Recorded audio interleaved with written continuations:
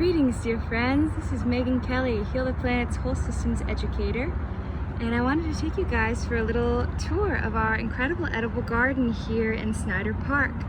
Our parks are just starting to open up again here in Fort Lauderdale, and we are grateful to have this space to demonstrate ways that we can grow food in the urban environment.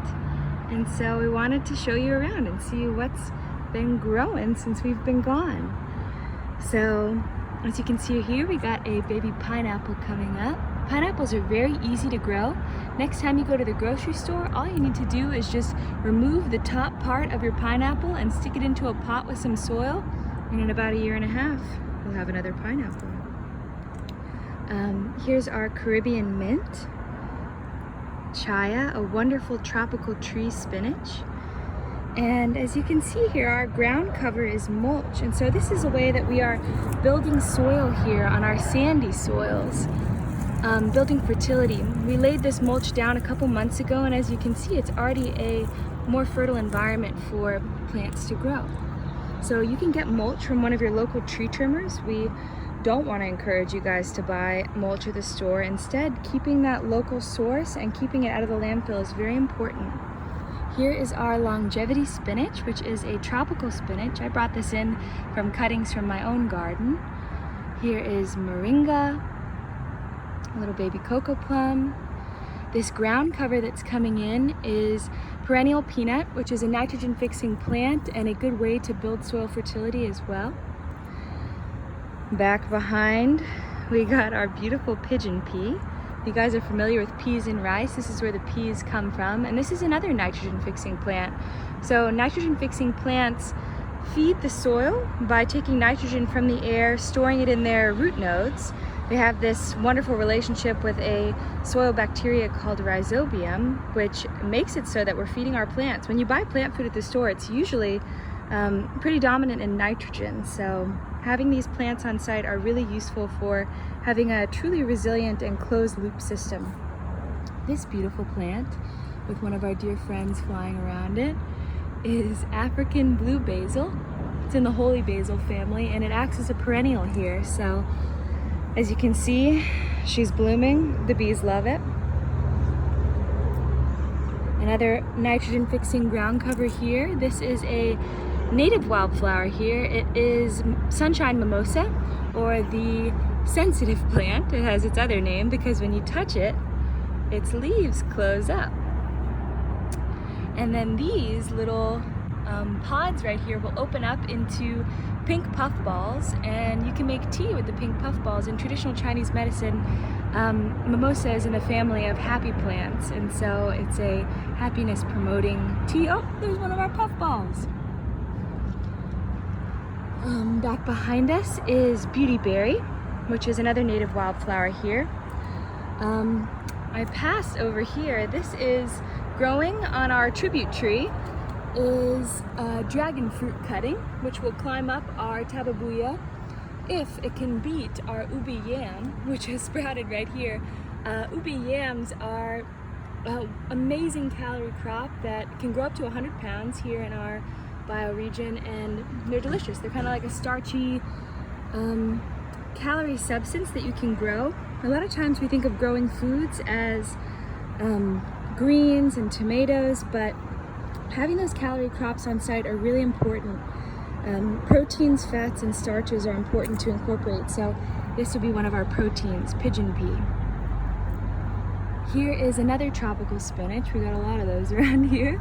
These tropical spinaches are great because they're perennial greens, so they're going to grow throughout the summer. As we know here in the tropics, we're coming to the end of our annual growing season, which is a lot of the plants that we see at the grocery store, like kale, tomatoes, delicate lettuces, but these are a lot more nutrient dense than a lot of our greens that we get at the grocery store. They're really easy to grow. This is another one that came from my garden. I just took a cutting like this and stuck it in the ground, and as you can see, it's now growing. So we want to share some of these cuttings with you guys in our community. So if you're interested, and when we start up our classes, please come by to our workshop so we can share this goodness with you.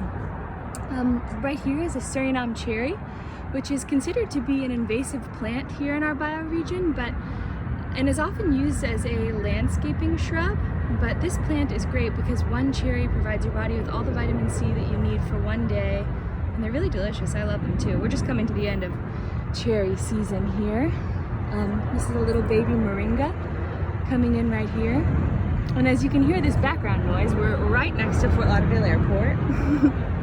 Growing food in one of our city's parks, which feels pretty unprecedented for our place. These little holes you can see here are, I just stuck some okra seeds in the ground. You never know what you're gonna get when you come to the park. I planted a roselle right here and the iguanas took it. And I will talk to you guys more about iguanas a little bit later on, but let's keep our tour. Here's rosemary. Iguanas don't like rosemary.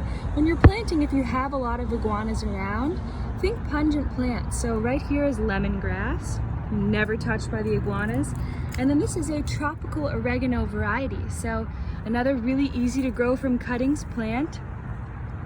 Cuban oregano is what it's called. It has a lot of different names, but these strong flavored plants are not preferred by the iguanas. So if you do have a lot of iguanas on your site, don't fret, you can still grow food and medicine. Here is Tulsi, or holy basil, which we planted by our front door of our office because in India it's believed to be good luck. Somebody left us a nice note as well on our door I came and received in the park. Here's a kale that I guess the iguanas have not found out about, but don't tell them if you're watching this video. And also back here is a winged bean. So I planted this last time I was here about a week ago. It's already climbed up the trellis as I hoped it would. All beans are in the nitrogen fixing family, and this is a really nutrient dense, new to me plant that we're going to be growing over the summer here in Snyder Park. More lemongrass, our beautiful rose trellis. Here's some lemongrass seeds that we've been saving to distribute to our community. Ooh, here is a cranberry hibiscus that I was also surprised with when I came to the park from one of my students here in the park. He took some seeds a couple months ago, brought them home, and he planted this cranberry hibiscus in the park. This plant is delicious.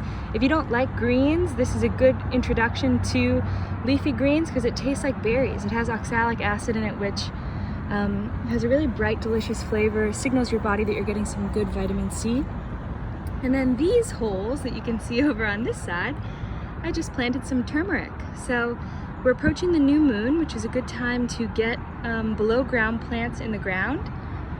And also, this is a good time of year to plant these root crops as well because we're moving into our rainy season. Here is a moringa I planted last time I was here. A little Jamaican caper. Little yellow flower is milkweed. We're right next to our butterfly garden here in Snyder Park, so some of the seeds must have drifted over here and grown in our garden, which we love to see. Here is aloe. And here's those pigeon peas we were talking about. So yeah, thinking those proteins, fats, and starches, we like to let them dry on the plant like this, so that way they're easy to harvest. You can just shell them and preserve them to plant another plant, or put them in your peas and rice with some coconut milk and ginger. Delicious. This is our black sapote. So like I said, you never know what you're gonna get in the park.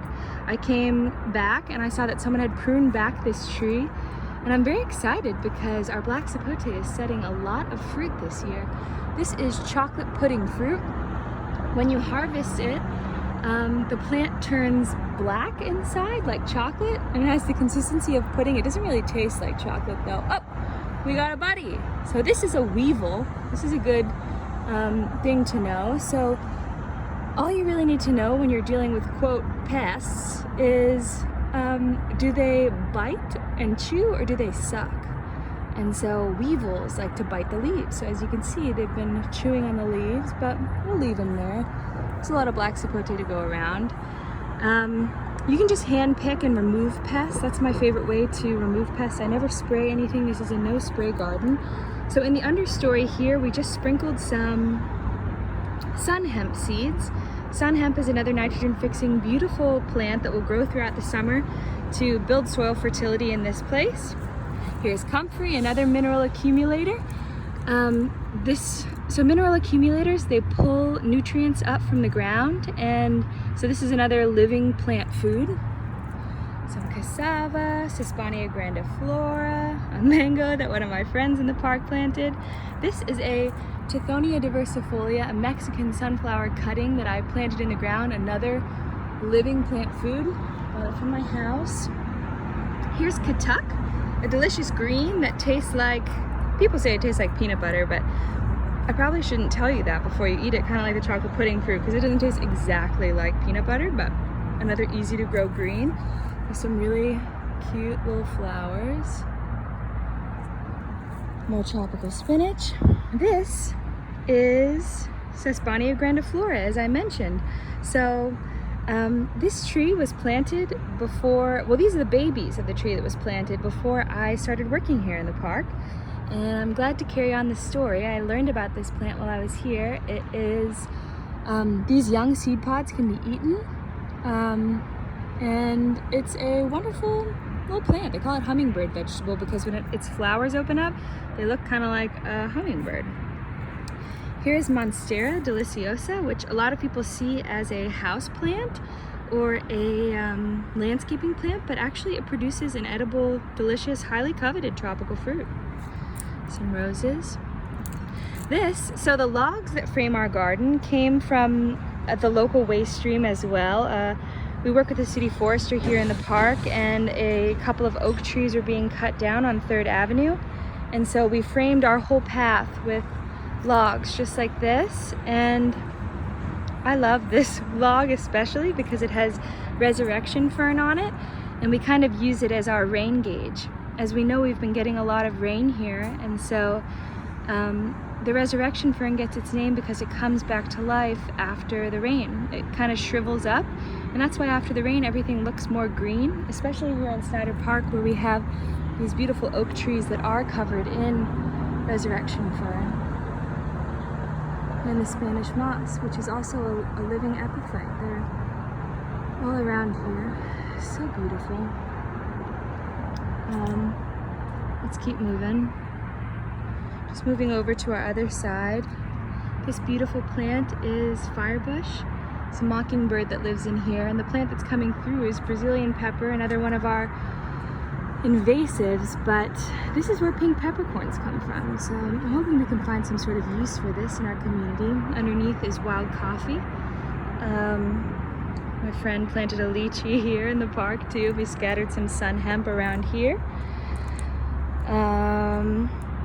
And then this bed was also established when I began working here in the park.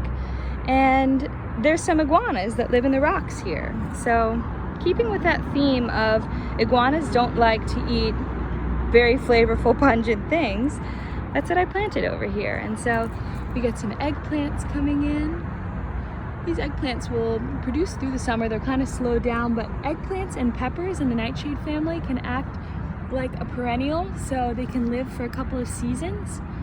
And this is a banana pepper and a jalapeno pepper. Seems like they liked the banana pepper, but not the jalapeno, so always learning. Never want to generalize all iguanas in one box because sometimes they like it, sometimes they don't.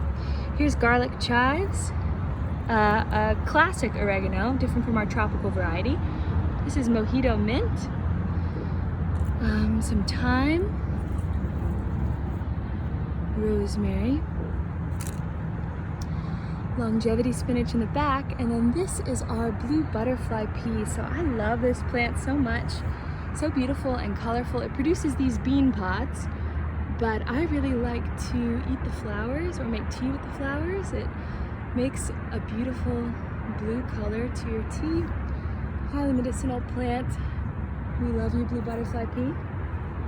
And then where we left off with things before the park closed down was our last service learning. We cleared out all of the planters here, and we're planning to plant some tropical trees, which is what we're going to be working on now that we're coming back together in the community. And so down the line, we're going to be planting, I got some mulberry at my house, starfruit. I'm going to get a guava from the Rare Fruit Council, and as you can see here, This was the only vacant planter when I started here, and this is a banana tree.